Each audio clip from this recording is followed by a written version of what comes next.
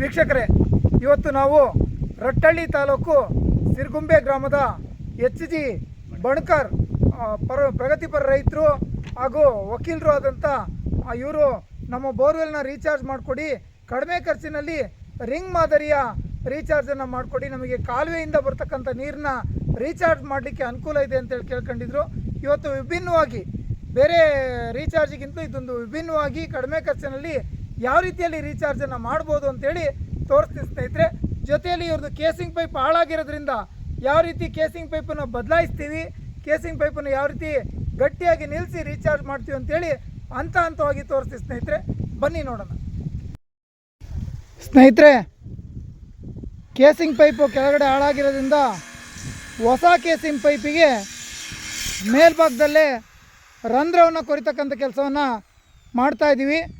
ರಂಧ್ರವನ್ನು ಕೊರೆದಾದ ನಂತರ ಕೆಳಗಡೆ ಕೇಸಿಂಗ್ ಪೈಪನ್ನು ಕಟ್ ಮಾಡಿ ಈ ಒಂದು ಹೊಸ ಕೇಸಿಂಗ್ ಪೈಪನ್ನು ಅಳವಡಿಸ್ತಕ್ಕಂಥ ಕೆಲಸವನ್ನು ಮಾಡ್ತೀವಿ ಸ್ನೇಹಿತರೆ.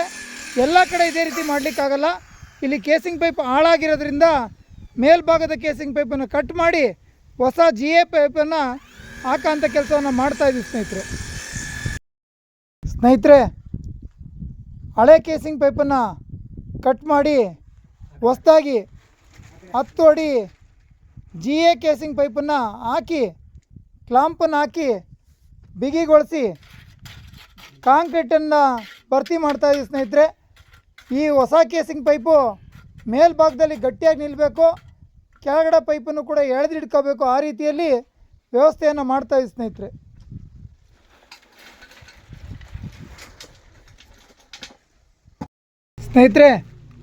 ಕೇಸಿಂಗ್ ಪೈಪಿಗೆ ಕ್ಲಾಂಪನ್ನು ಅಳವಡಿಸಿದ ನಂತರ ಮೊದಲನೇ ಲೇಯರ್ ಆಗಿ ಅಕ್ವಾಮೆಸ್ಸನ್ನು ಸುತ್ತಿ ಈ ರೀತಿಯಲ್ಲಿ ನೈಲಾನ್ ಹಗ್ಗದಿಂದ ಪ್ರತಿಯೊಂದು ಬೋರ್ವೆಲ್ಗೂ ಯಾವ ರೀತಿ ನಾವು ನೈಲಾನ್ ಹಗ್ಗದಿಂದ ಮೊದಲನೇ ಲೇಯರ್ ಆಗಿ ಅಕ್ವಾಮೆಸ್ಸನ್ನು ಸುತ್ತುತ್ತೀವೋ ಇಲ್ಲೂ ಕೂಡ ಅದೇ ರೀತಿಯಲ್ಲಿ ಅಕ್ವಾಮೆಸ್ಸನ್ನು ಸುತ್ತುತ್ತಾ ಇದ್ದೀವಿ. ಗುಣಮಟ್ಟದ ಅಕ್ವಾಮೆಸ್ಸನ್ನು ಬಳಸೋದ್ರಿಂದ ನೀರಿನಲ್ಲಿ ಬರ್ತಕ್ಕಂಥ ಸೂಕ್ಷ್ಮವಾದಂಥ ಮಣ್ಣಿನ ಕಣಗಳನ್ನು ತಡೆಯೋದಕ್ಕೆ ಇದು ಸಹಾಯ ಮಾಡುತ್ತೆ ಸ್ನೇಹಿತರೆ. ಮೊದಲನೇ ಲೇಯರ್ ಆಗಿ ಅಕ್ವಾಮೆಸ್ಸನ್ನು ಸುತ್ತಿದ ನಂತರ ಎರಡನೇ ಲೇಯರ್ ಆಗಿ ನೈಲಾನ್ ಮೆಸ್ಸನ್ನು ಸುತ್ತುತ್ತಾ ಇದ್ದೀವಿ. ಇದು ಕೂಡ ನೀರಿನಲ್ಲಿ ಬರ್ತಕ್ಕಂಥ ಮಣ್ಣಿನ ಕಣಗಳನ್ನು, ಕಸ ಕಡ್ಡಿಗಳನ್ನು ತಡೆಯಲ್ಲಿ ಕೆಲಸ ಮಾಡುತ್ತೆ ಸ್ನೇಹಿತರೆ. ಎರಡನೇ ಲೇಯರ್ ಆಗಿ ನೈಲಾನ್ ಮೆಸ್ಸನ್ನು ಸುತ್ತಿದ ನಂತರ ಮೂರನೇ ಲೇಯರ್ ಆಗಿ HDB ನೆಟ್ಟನ್ನು ಸುತ್ತತಕ್ಕಂಥ ಕೆಲಸವನ್ನು ಮಾಡ್ತಾಯಿದ್ದೀವಿ. ಇದು ನೀರಿನಲ್ಲಿ ಬರ್ತಕ್ಕಂಥ ದಪ್ಪನೆಯ ಮಣ್ಣು, ಕಸ ಎಲ್ಲದನ್ನು ತಡೆಯೋದ್ರ ಜೊತೆಯಲ್ಲಿ ಅಕ್ವಾಮೆಸ್ಸು ಮತ್ತು ನೈಲಾನ್ ಮೆಸ್ಸಿಗೆ ರಕ್ಷಣೆಯನ್ನು ನೀಡ್ತಕ್ಕಂಥ ಕೆಲಸವನ್ನು ಮಾಡುತ್ತೆ. ಹಾಗಾಗಿ ಈ ಒಂದು ಮೆಸ್ಸನ್ನು ಕೂಡ ಮೂರನೇ ಲೇಯರ್ ಆಗಿ ಸುತ್ತುತ್ತಾ ಇದ್ದೀವಿ ಸ್ನೇಹಿತರೆ.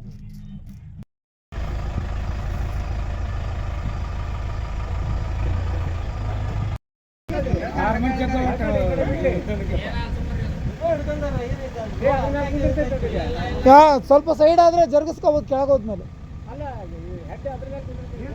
ಕೇಸಿಂಗ್ ಪೈಪ್ ಟಚ್ ಆಗ್ದಂಗೆ ನೋಡ್ಕೊಳಪ್ಪ ಸಾಗರ್. ಈ ಕಡೆಯಿಂದ ಕಾಣ್ತಿಲ್ಲ, ಆ ಕಡೆ ನೋಡ್ಕೊ.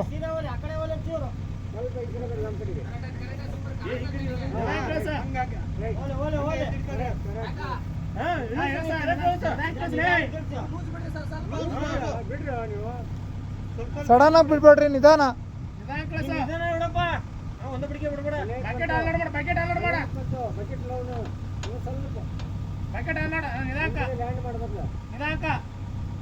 ಹಾಂ, ನೀವು ಒಂಚೂರು ಹಗ್ಗ ಲೂಸ್ ಬಿಡ್ರಿ.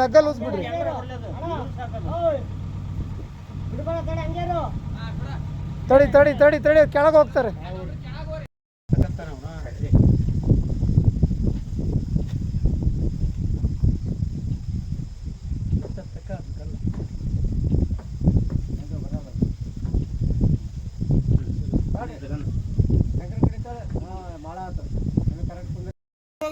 ಇನ್ನೊಂದ್ಸಲ ಬರ್ಲಪ್ಪ. ಸ್ನೇಹಿತರೆ, ಇವತ್ತು ರಟ್ಟಳ್ಳಿ ತಾಲೂಕು ಸಿರ್ಗುಂಬೆ ಗ್ರಾಮದಲ್ಲಿ ಬಣಕಾರ್ ಅಂತಂದು ನಾವು ರೀಚಾರ್ಜ್ ಸಿಸ್ಟಮ್ ಮಾಡಿಸಿದ್ವಿ.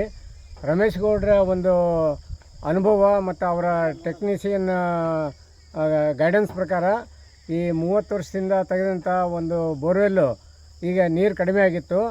ಅದಕ್ಕೆ ರೀಚಾರ್ಜ್ ಮಾಡಬೇಕನ್ನೋ ಉದ್ದೇಶದಿಂದ ಅವರು ಸಲಹೆ ತಗೊಂಡು ಇವತ್ತು ನಾವು ರಿಂಗ್ ಹಾಕಿಸಿ ಅದಕ್ಕೆ ಮೆಸ್ ಹಾಕಿ ಆಮೇಲೆ ಹೊಸದಾಗಿ ಜಿ ಐ ಪೈಪ್ ಹಾಕಿ ಅದಕ್ಕೆ ಹೋಲ್ ಹಾಕಿ ಕರೆಕ್ಟಾಗಿ ಮಾಡಿಕೊಟ್ಟಿದ್ದಾರೆ. ಅವರಿಂದ ಭಾಳಷ್ಟು ಅನುಕೂಲ ಆಗಿದೆ. ಎಲ್ಲ ರೈತರು ಈ ರೀತಿ ಮಾಡಿಕೊಂಡು ಪದೇ ಪದೇ ಬೋರ್ವೆಲ್ ಹಾಕಿಸಿ ರೊಕ್ಕ ಕಳ್ಕೊಳ್ಳೋ ಬದಲಿ ಈ ರೀತಿ ವ್ಯವಸ್ಥೆ ಮಾಡ್ಕೊಳ್ಳೋದ್ರಿಂದ ನಾವು ಅಂಡರ್ಗ್ರೌಂಡ್ ವಾಟರನ್ನು ಹೆಚ್ಚಿಸೋಕ್ಕೆ ಇದೊಂದು ಒಳ್ಳೆಯ ಸೂಕ್ತ ಸಲಹೆ ಅಂತ ಹೇಳಿ ನಾವು ಇವತ್ತು ನಮ್ಮ ಹೊಲದಲ್ಲಿ ಮಾಡಿದ್ದೀವಿ. ಎಲ್ಲರೂ ಇದನ್ನ ಅಳವಡಿಸ್ಕೊಳ್ಬೇಕು ಅಂತ ಹೇಳಿ ನಾನು ವಿನಂತಿಸ್ಕೊಳ್ತೇನೆ ರೀ.